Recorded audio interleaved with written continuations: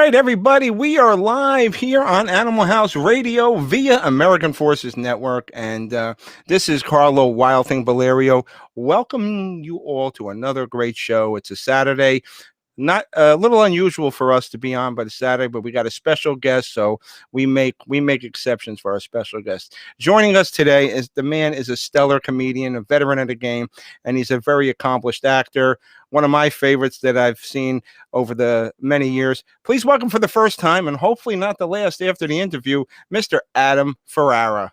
Hello, how are you, Carlo? Thanks for having me on. Thanks for having me on a Saturday. I feel like Saturday morning cartoons. We should. There you go. I missed those. We need to get back to those days. You from the East Coast?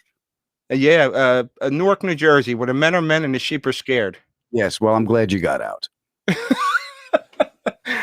Oh, you know what? I to me, it's a badge of honor coming from that neighborhood. Because I was born in Queens. I was raised in Long Island, and I'm in California now, but I still go back and forth because my family's there. But yeah, it's the same thing. It's like they don't. I will tell you this: nice people out here in California. Weather's beautiful.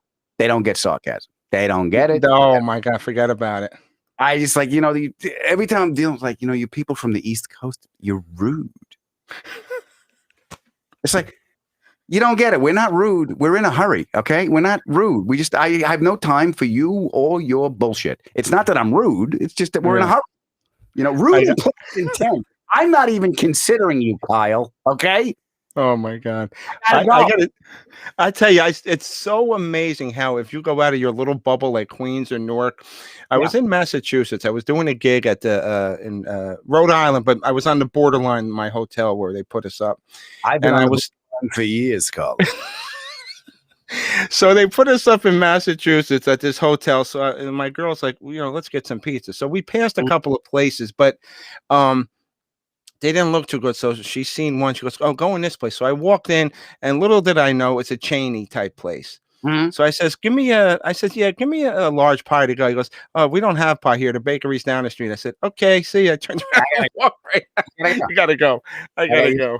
When I got you, nice person, we all share the bonds that keep human beings together. But you don't know what I'm talking about. I gotta go. It's soda. It's not pop. I don't blame you. Where I'm from, it's soda. Pop to me is the guy that puts me through college. That's the guy. Exactly. Or the wall. Yeah. It's and then the next morning I tried to get a bagel. They sent me to Panera. I said, "Really? Work with me here." Like, yeah.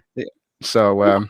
I mean, they're really nice people. I tell you what, chips and salsa. Never had it so much since I moved out here. You get it everywhere. Oh my God, that's so funny.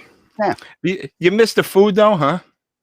It doesn't matter where I am. I can't eat it anymore. I can't. My mother's a great cook, but it's all meat. It's all meat, cheese, and pasta. And I can't eat that. Yeah, it's not like we used to. I want insulin. That's what I want for dessert. The last thing, what I miss, Carl, is my friggin' metabolism. That's what I miss. I mean, you and me both. I've been getting fat because there's nothing to do. So it's like there's a fat naked man that lives in my mirror. This son of a bitch looks just like me, and he's getting bigger. I just keep eating. I used to be 623 pounds. Was there another? I had the gastric bypass. Human beings aren't supposed to be that big. Is there dinosaur in your family, Carlo? What are you doing? My father was a small guy. He was big, but he was small. I'm like a giant in the family. Everybody else is small, and I don't know what it is. I just love, and like you could relate, Rosie across the street hit the lottery. Let's see. This one fell down the stairs. Let's bring them food. Any little excuse to eat, Yeah, food was love. Oh my God, it's still but I can't eat like that anymore because now I got that. Like I eat like a chicken McNugget and I'm full. Yeah, my mother tells me what she's making. Yeah, I call my mother every day since this happened. I would call her once a week, twice a week. Now, since this happened, every day I call her because I'm in California. I put on the coffee. As the coffee's coming down, I put her on speaker. I go, "Hi, Ma, I love you." And that's the end of my participation in the conversation. She just starts talking. Yeah, she's like wind her up and she goes, right?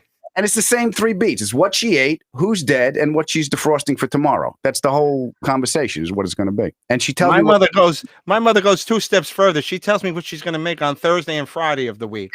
they plan out the week. I'm defrosting this. Maybe tomorrow I'll have the pork chop. And she tells me I had some rollatini and who made a lasagna at the house. I gained 6 pounds just from the conversation. So, oh my God. And then the funniest thing I remember growing up is that, like, you know, in my house, there was not a lot of medicine. Anything they had to do, it was like homeopathy. If I had a fever, I would get like the Brajol that was in the freezer, and they would put it on my chest or my forehead, or frozen peas or something that was in, or the Skadol that she was freezing. It was never, you know, it's a good way to use food, but I don't know why they would let Coke go flat and give it to you for a stomach ache. I have no idea why flat Coke would they give you for a stomach ache. Warm flat Coke. Oh, you're obviously a doctor. There's something here I'm missing. I mean, I haven't heard somebody reference Coke syrup in God knows how long. I don't even know what it's good for. They're probably like, tell them this works. Why? Because we got it and we can give it to them. There's no science behind it.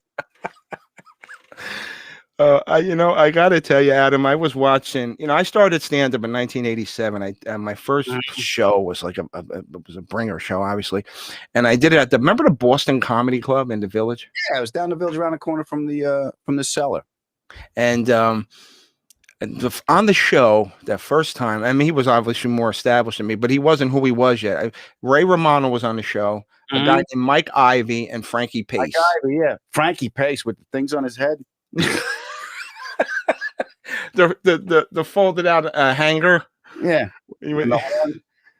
So and that was my first time, and I fell in love with him. My idol growing up was Kinnison. Boy, did I love him. Yeah. How did you started in stand? How did you get it? Like, where did that come from you? July 13th, 1988, Eastside Comedy Club, Wednesday night open mic. I got out of college. I told my mom and dad, well, we've done one of your things. Now I'm going to try one of mine. And I made the mistake of telling my mother. My mother was the original Twitter. You tell her, and she tells the whole neighborhood.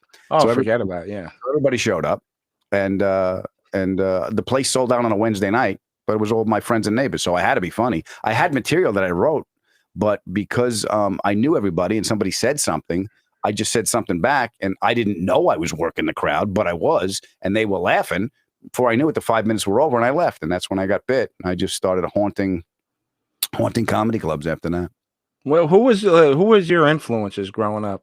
When I was a kid, I saw a Richard Pryor video when I was a kid. Yeah. I saw the live in concert, and I saw it I wasn't allowed to see it.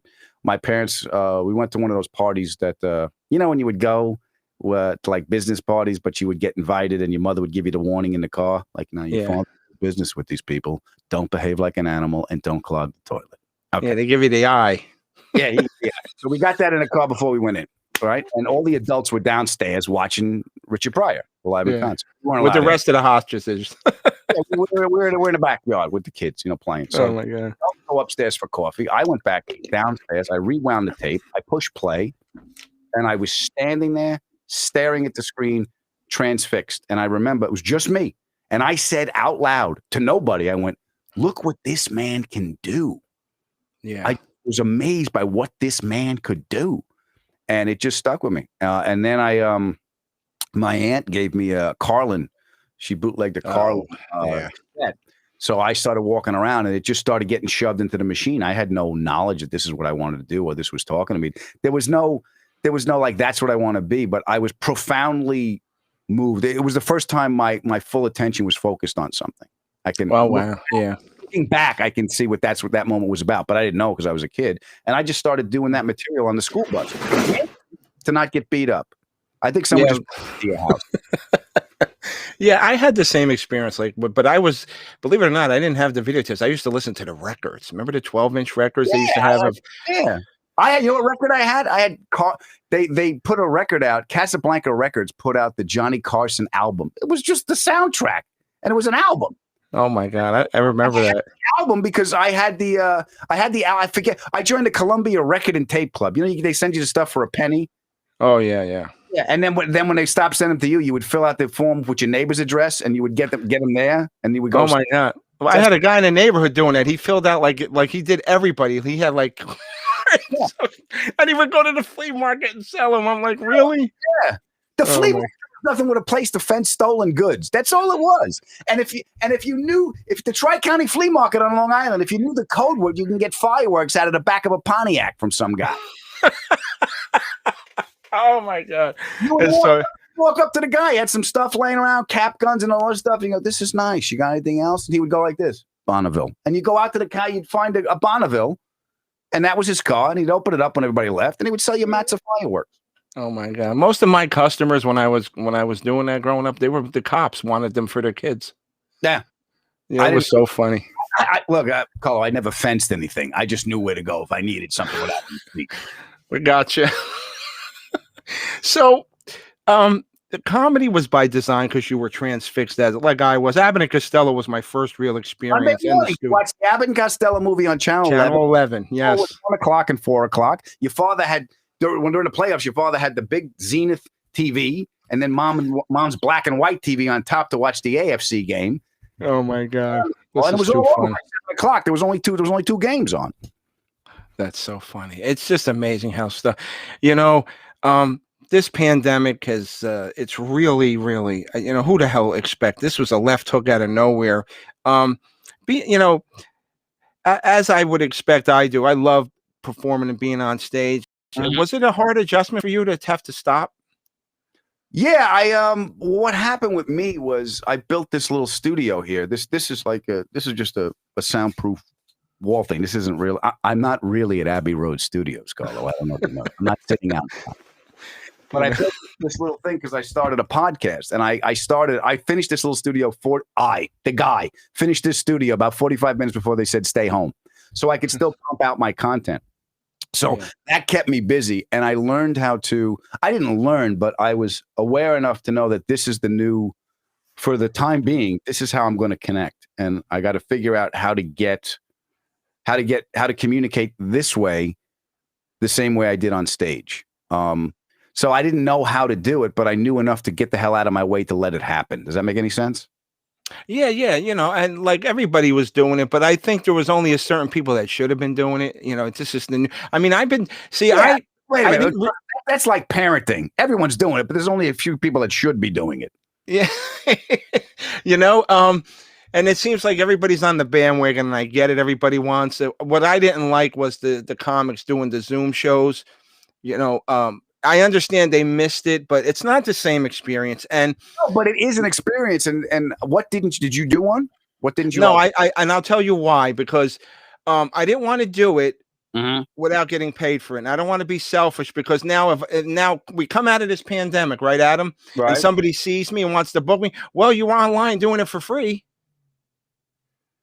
You're doing what I'm saying? For them. I did them because I had to do them. I needed to do them, and I just write new stuff. Just do stuff that you don't do it this way. I look at it this way. That's very true. And if they record it, that's very true. But it's also, there's a live environment. You can do different material. And if they like that show, they'll come see another show. That's the way I look at it. What I did was I got a bunch of comics together every couple of weeks, and we just started talking about bits and stuff. And that way it wasn't really a show, but at least we can interact and get stuff out there. And and listen, I'm not, a big money actor. I'm okay at what I do. I'm doing it a long time. I'm passionate about it. I'm old school. I think that we should know who came before us, and not, you ask these young kids who Don Rickles is, they have no idea. Mm-hmm. When I met him, I opened up for him. I cried at his feet. You know what I'm saying? Because that's how much he moved. It's like an actor meeting, Olivier. It was a drama. No, it was just a very, very, because watching him, during the pandemic, that's how I survived, Adam. I watched anything. I didn't want to know nothing about these news cycles, because you know what it reminds you of? Remember the War of the Worlds broadcast? Yeah. How they scared the shit out of everybody? I wasn't there, Carlo, but I remember the story. It's like Caesar. I wasn't there when Caesar was. I know who he is. Right. And I just was like, I don't want to, I wanted to uplift myself, and they're scaring the shit out of everybody with this pandemic, with the news. So I watch Everybody Loves Raymond. I'm watching Rescue Me, watching the Dean Martin roast on YouTube, anything I could do to keep myself, because if not, you watch the news. I mean, it's not so bad now, but in the beginning, it's like you turn on channel 5, they'll tell you one thing, you turn on channel, and it's like, you'll go nuts. Yeah, well, you're not watching the news. You're watching the news business. Yeah, it's all commerce now. Business. It's a friggin' business. That's all it is. Yeah. But How does anyone outrage you? There you go. Take that. Yeah, and now you have the Adam Ferrara podcast, 30 minutes you'll never get back. Mhm. And I listened to a couple of episodes, and I tell you, I was hysterical laughing. And if anybody gives you a hard time how you fold your hands, you tell them to come and see me. That was Phil.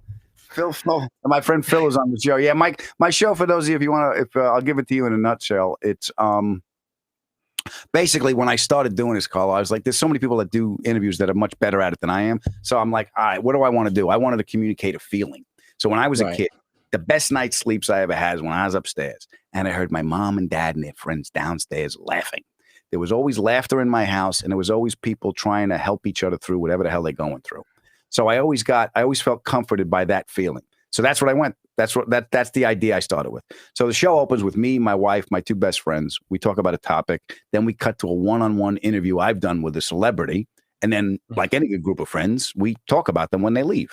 So then we do another 10 minutes about what was discussed and how that impacted us. And it's a lot of fun. And I've been so grateful that people showed up. I got Nathan Lane did one for me, Jay Leno, Kevin James, Edie Falco, Michael Imperioli from The Sopranos, Joe Buck. Yeah, you got like a really impressive guy. I mean, I can only aspire to this, because I try to, because I'm blessed that I got hooked up with American Forces Network, so I get to entertain our troops and stuff, and that's the best feeling in the world. But I gotta send you an interview I did. I know you must know Brad Garrett, being a comedian. Yeah. You got to ask him. You got to get him on the show, and you got to ask him about the Peter Boyle story. Which one? Peter Boyle story? It was the first season, about episode 3 or 4, third or fourth episode into the first season. There's like somebody on set was farting very badly, right? And nobody knew who it was, and they were going around for weeks and weeks. And he told the story about how it was Peter, but they never suspected him. It's literally the funniest story I ever heard. But I got to send you the clip of that. You will. I mean, I was rolling on the floor laughing because they suspected everybody but him. And then Brad was saying, well, you think it might be Doris, because, she's got some years on her, it might have been something she ate at Gettysburg. And I was like, okay, so you got to get him on and tell him to tell the flatulence story. It is cool. I haven't seen him I haven't seen Brad in a long time. I would say anyway, I haven't seen anybody in a long time, but that's the thing that I love about doing this thing is I'm able to talk to people, Yeah. And that was my goal. I wanted to put out a show. I mean, you can go on any social media or any TV channel and see politics. I just wanted feel-good content, like having people like you on, or say Burt Ward. Oh my God, I remember watching that show. I just wanted to invoke all, like, I look at it like what I like. Like last week we had the Go-Go's on, and that was a big deal for me growing up because that's 80s cool music. Yeah. And I'm trying to hook you up with Billy Gibbons. I told Jess I would give her the info so you can get him on. Oh yeah, that'd be great. I saw Billy Gibbons. He's got Cadzilla. They took me in the basement of the Peterson, the Automotive Museum here in LA, and they took me downstairs, and I got to see. I think it's a '49 Caddy that he made called Cadzilla. He dropped it, gorgeous, and they all kinds of stuff. Then there's a Pope mobile down there. When the Pope went to Mexico, they found an old DTS Caddy, and they cut the back off it, and they put a fishing chair in there, and the Pope was supposed to sit there and drive through Mexico and bless everybody. Well, the Swiss guard that guards he blessed the thing. The Swiss guard stood next to him, leaned over and like, "You're not riding in this piece of shit, Papa. Get in the truck." So it was a fishing chair, Carl. He's just sitting in the back like this. It was like Captain Quinn in Jaws. Hooper! That was it. Wet the reel, Hooper. You've been counting money your whole life. Yeah. Yeah, so you got an impressive guest list. Now, how did the transition take place? You said, did you want to do acting by design, or did the opportunities just come to you? I had an opportunity. I started doing stand-up. And the thing about stand-up for me was I was very fortunate to get into an environment where it was encouraged. I went to the East Side Comedy Club. I did good because the audience, but what happened was I knew enough just to be in the vicinity. So I would just haunt the place on Wednesday and Thursday nights because eventually someone's going to get sick, and I'm already funny. So they're going to figure out how they're going to use me. And it worked. because after a while, Richie Minervini, one of my dearest friends who owns the club, figured, wait a minute. Richie's a good guy. I like Richie a lot. Yeah. Adam's funny. He's here, and I don't have to pay him. So that was it. So I stage time. So I got stage time that way. And then I got into an improv group with Rob Bartlett at the Jimmy's Comedy Alley in Queens. It used to be on Bell Boulevard. Yes, It's yes. But why I worked so much was I had a car. So I had a car and I had a work ethic. So I was always on time. I found this little booker I got hooked up with in Connecticut. Every bar had a comedy night. So none of the headliners in New York City had a car. So he's like, listen, I'll give you this job, but I need you to pick up I said, okay, I'll drive. So I picked up the headliners in the city. You'd pick them up outside the Improv. You drive, you do the gig. I was clean. I stuck to my time. I made sure the car was clean and I was on time. And I drove them home, and then you're supposed to drop them off at the Improv. Well, my line was always this: you're going to get out of my car to get into another car and give that guy money to take you home. I'm here. Where do you live? And I would drop him off. Oh boy, that is. You know what? I want to work with Adam. There you go. I mean, and I was watching a lot of your stuff on YouTube, and I love the Christmas time a bit. You're talking about how you hung the snowman with the rope, and then the Mexican people do it was a big that was the neighborhood. That's where we grew up. Yeah, it was my family was a big part of my comedy. But then when I came out to LA when I was a kid, Carl. I came out to do the Tonight Show, Arsenio, one of those things. I had to come out to do a TV spot, Comic Strip Live, one of those stand-up shows, right? What was that? Was that a nerve-wracking thing for you? It wasn't the Tonight Show. It was Arsenio. It was Arsenio. So I came out to do that, and while I was here, my agent sent me in for an audition for a sitcom. So I went in, and I got it. So I'm like, oh, and then I started acting, and I bullshitted my way through the whole thing. There you go. True New York boy. They were like this. Go, all right, camera left. I went, right. No, I went the wrong way. I don't know what that means. I'm sitting here with these people. Taya Leone was on the show. It was a show called Flying Blind on Fox. And Taya Leone was on the show. Stunning. I don't remember that. It must have been short-lived, or it was whatever it was. It was look, the check cleared. I don't remember it either. That's it. That's all that matters. Yeah. So I did that, and I realized I like this, and I don't know what I'm doing. I got away with one. Right. I want to continue doing this. So I immediately started investigating acting and learning how to do that, because I was aware that I could do it, but I was aware there was so much more I didn't know. Stand-up was like, I'm going to learn this, but I didn't think you could teach it. You know, you really can't. No, what stand up? No, listen. That's been a sticking point for me for years. Either you have it or you don't. You can learn technique, you can learn timing, but if either you're funny or you're not. And I really, when I see these people charging all these money for these classes, I mean, you know what? There's acting classes too, but that's not the same thing. You're not. I don't know. I mean, I don't begrudge nobody for making money, but basically you're paying all this money, and then you get to do a bringer show at the end of the 6 weeks, whatever the fuck it is. And then that's it. And then you don't get seen by no bookers.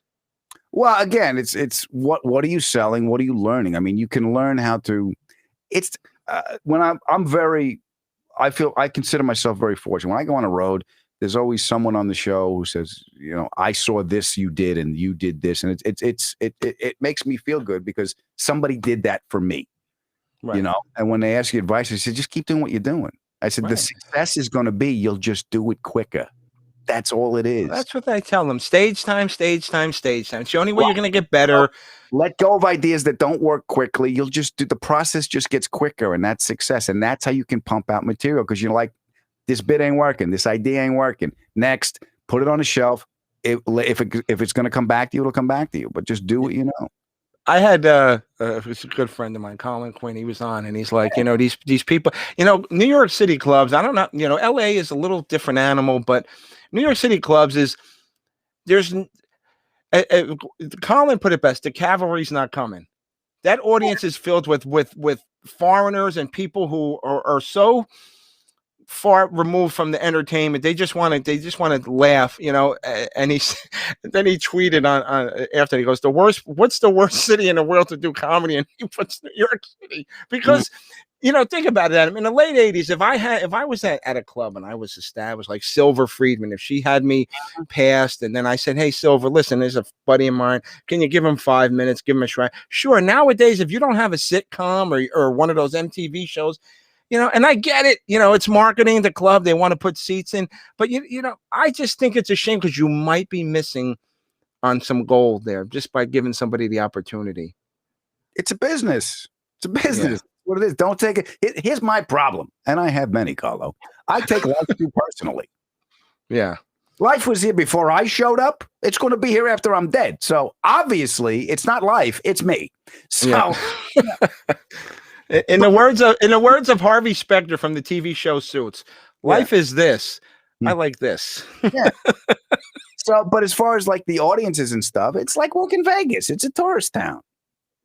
Yeah. So just know what you're getting into. People want to see bright, shiny, glittery shit, so that's what you do. But don't take it personally. You can still be a good comic. Richie Blackmore from Deep Purple. I just saw I was in Newsday for something, and next to it was a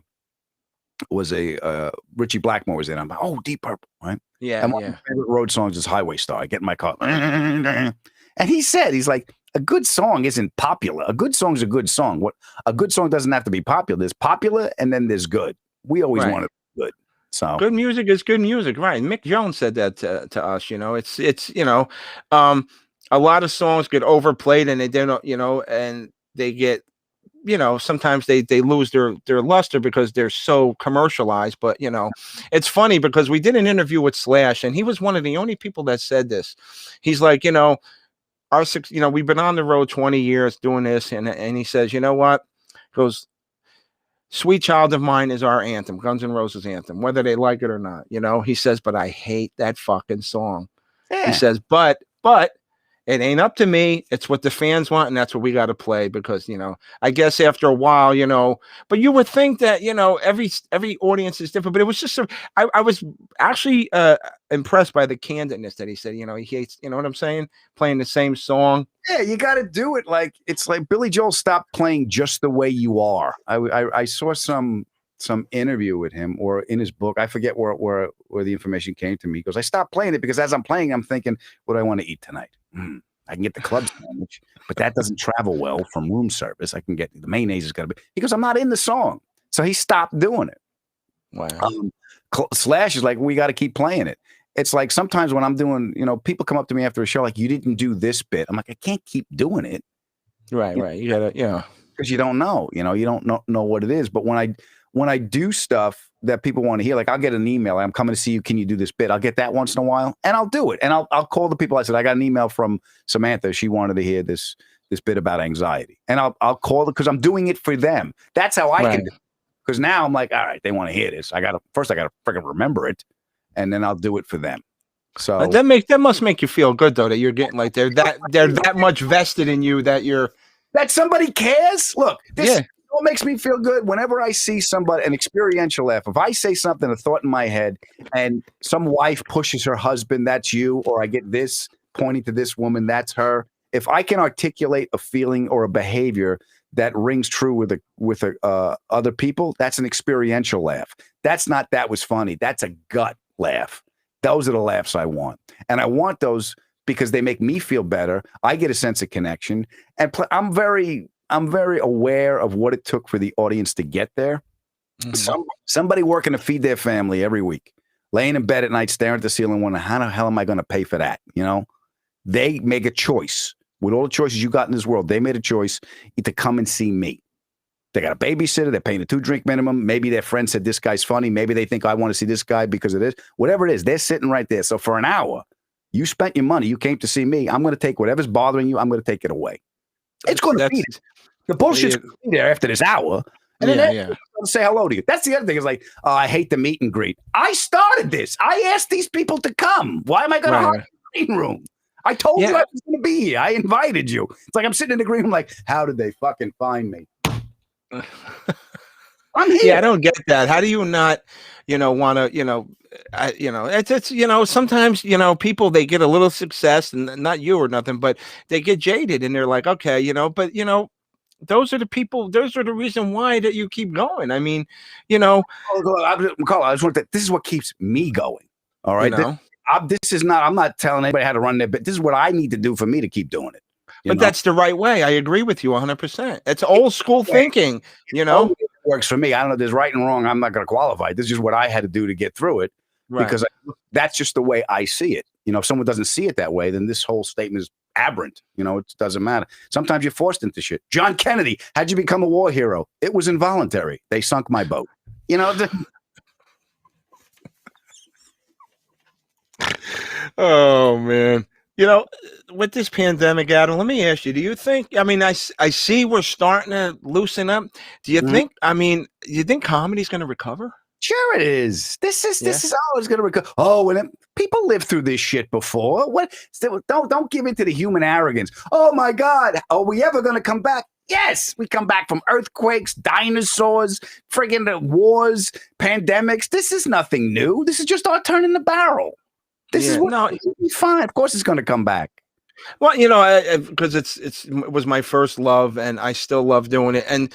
But I'll tell you what, though, I saw Seinfeld. He did I think it was 60 Minutes or something, and I sort of agree with him. I want to do it when it's not compromised anymore. I don't want to have to do it behind a glass partition. Not that I don't want to be safe or follow any protocols, but it's just not the way it was meant to be. It's not, and it's not the same experience for me as a performer. And I can guarantee you that, you know, it's not the same for the audience, but I still love to perform. I would probably do it, but I wish it, you know, I just wish it wasn't so compromised. Life ain't here for you, pal. You participate or not. This is what the newest form. Well, I know that it's either shit or get off the pot. You know, it changes. It's like, believe me, there's a lot of things I wish. A lot of things I wish. I'll be honest with you. I wish the friggin' Jets would get an offensive line and draft a quarterback. They're not going to do it. They're going to break my heart again. You know, I got the same problem with the Steelers. Well, listen, if you don't want to participate, then don't participate, but don't get pissed at what it is. It is what it is. There's a lot of friggin' anger that I had to let go of because, I wish it wasn't like this. Tough shit. This is what it is. Yeah. Well, you're right, though. That's basically what it comes down to. Yeah, you're either going to I just hear my father's voice in my head. It's a shame. What are you going to do about it? Yeah. Well, I'm not going to do it. Guess what? Life ain't going to miss you. Go on. So fast forward to, you know, one of the things I really enjoyed was Rescue Me. You played Chief Needles Nelson. Now, I've watched the whole series. I don't tell me how it ends. Did they ever explain how you got that name for a fireman? Never did. Never did. We talked about it once. I remember because I remember the first Evan Riley, who I think wrote the character and put it to Dennis. The guy's name was Noodles. And Dennis wrote Needles. And then after that, I remember having a discussion. We're in a van going somewhere. It was me, Dennis, and Peter Tolan, who also was on my podcast. That's the Adam Ferrara podcast. 30 minutes, you'll never get back, wherever you get your podcast. I had him on. We were telling stories. And we started messing around with how he got the name. And we went off on another direction. And it's never never manifested. Yeah. It came out. So to be honest with you, I don't know why. How did you now? Did you audition for that? Did they seek you out for this, or what? How did it come to be? I got a call. Lenny Clark, who played Uncle Teddy on the show. Oh, I love Lenny. Yeah, we were. He's also on my podcast too, the Adam Ferrara podcast. 30 minutes, you'll never get back. He called me because Uncle Teddy went to jail. Yeah. Right. So when that happened, I called him, Adam, and Lenny's loud. That's why Lenny could never rob a house because they would catch. Get the TV. He's loud. He doesn't even need a phone. He can yell out the window and you'll hear him. So I was on the phone with him, and he's like, "I'm going to jail this season." I said, "What?" He goes, "Yeah, that's what D told me." He goes, "Call him up. Tell him you want to play my cellmate." I said, "I'm not going to call. Call him up." Okay. How are you, Dennis? Lenny just called me. Blah blah blah. He goes, "Yeah, I don't have a story." I said, "Yeah, give me a minute. I miss you." Click. Come back. You want to play this young chief? And I was just recurring for a while. And then we went back and I did the first scene and then I got more and he's, you want to be on the show? I said, "Yes, I do." And that was it. I really enjoyed that show. And it was like, it was, as funny as it was really kind of dark.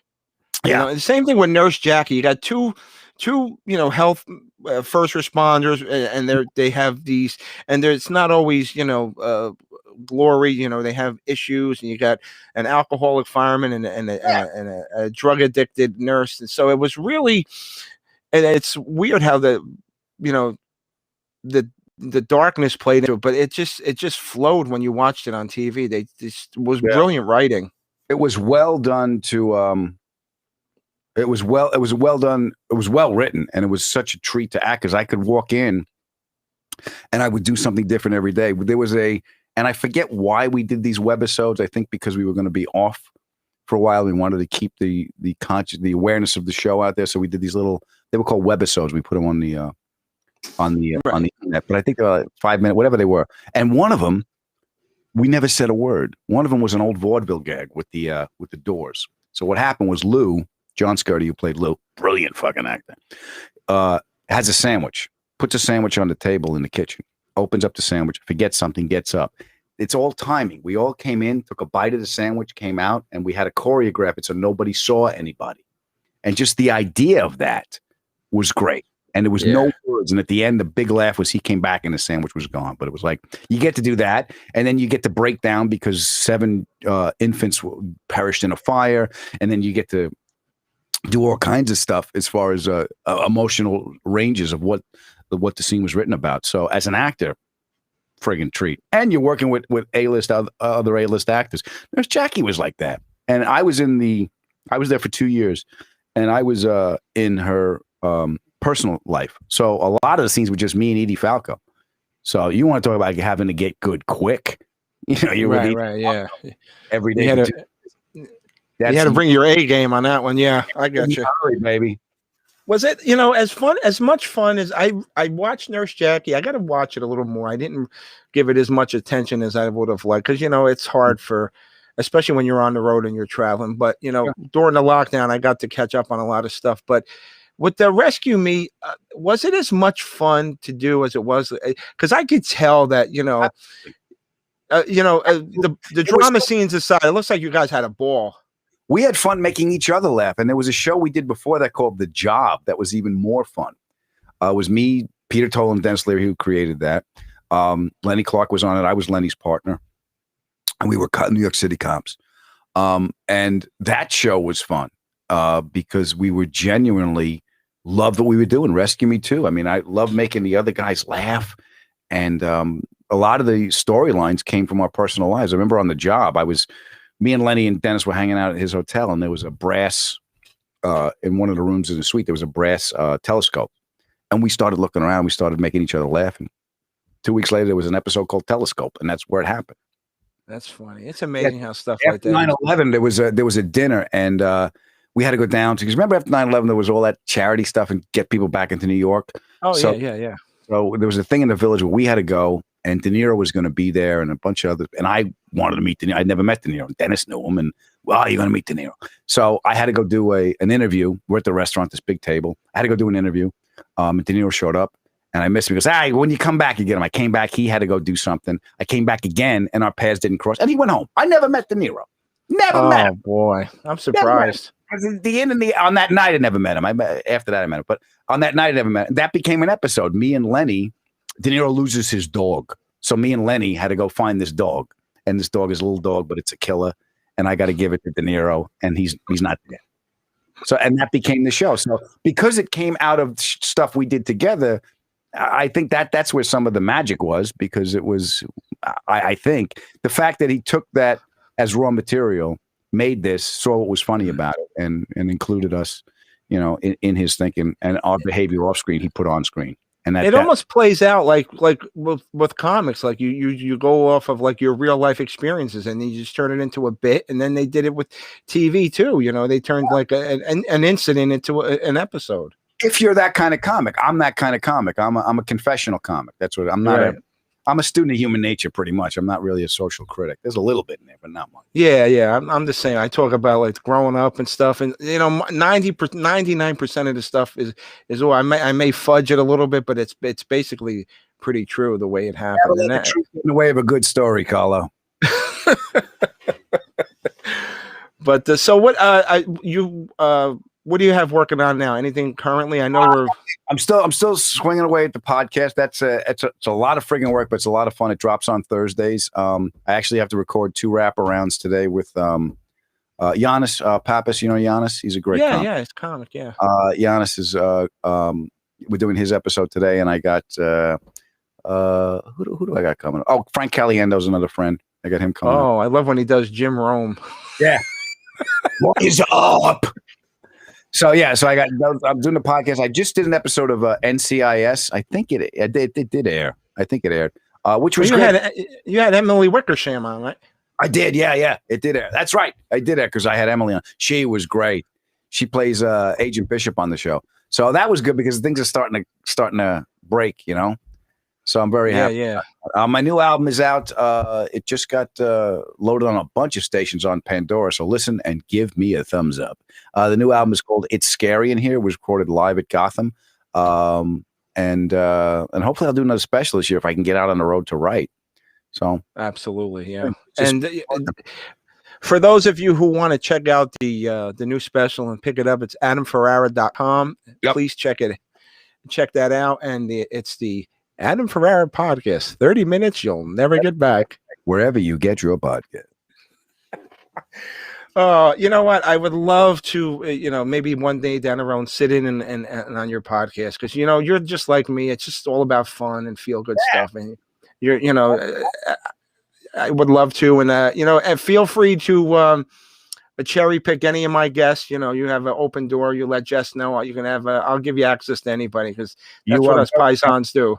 That's it. We got to look out for each other, and we got to keep our mouths shut when people are looking for us. So I appreciate it.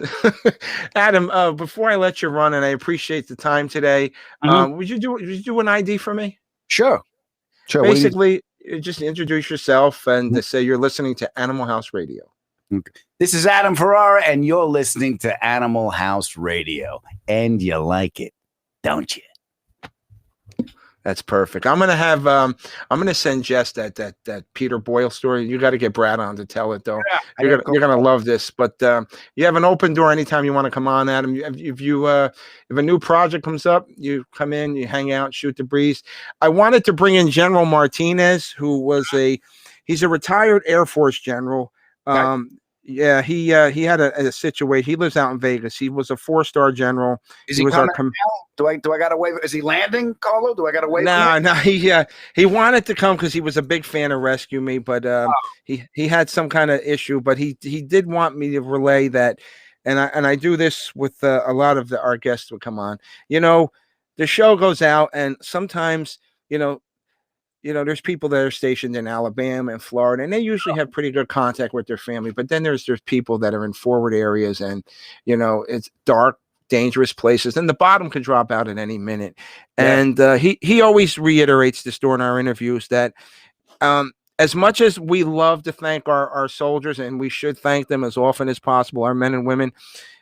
He wanted me to say thank you for your entertainment value because when you're in a forward area like that and there's bombs dropping around you all the time, if you get that 30 minutes or an hour a day to watch an episode of Rescue Me or Nurse Jackie or watch one of your YouTube videos and it brings you home for a few minutes. So on that he wanted me to thank you. Well, that's great. I appreciate that. It's a humbling coming from him, and I want to thank the general, and I want to thank everybody for your service. I can't do what I do unless you guys do what you do. And what you do seems a lot more dangerous than talking about my problems in dark room to strangers for money. So thank you for making that possible for me. Stay safe. Please know that everybody home loves you and come home to us again. All right. That's great. Adam, thank you again. Home run as usual. And like I said, you have an open door anytime, my friend. Thank you, brother. Be well, be happy. And hopefully we'll talk soon. Okay. You got it. Thank you. All right, everybody. That's it for today. I hope you all enjoyed this interview with Adam Ferrara. Don't forget to check out AdamFerrara.com. Go to Apple Podcasts, iTunes, and download his episodes. Go on YouTube.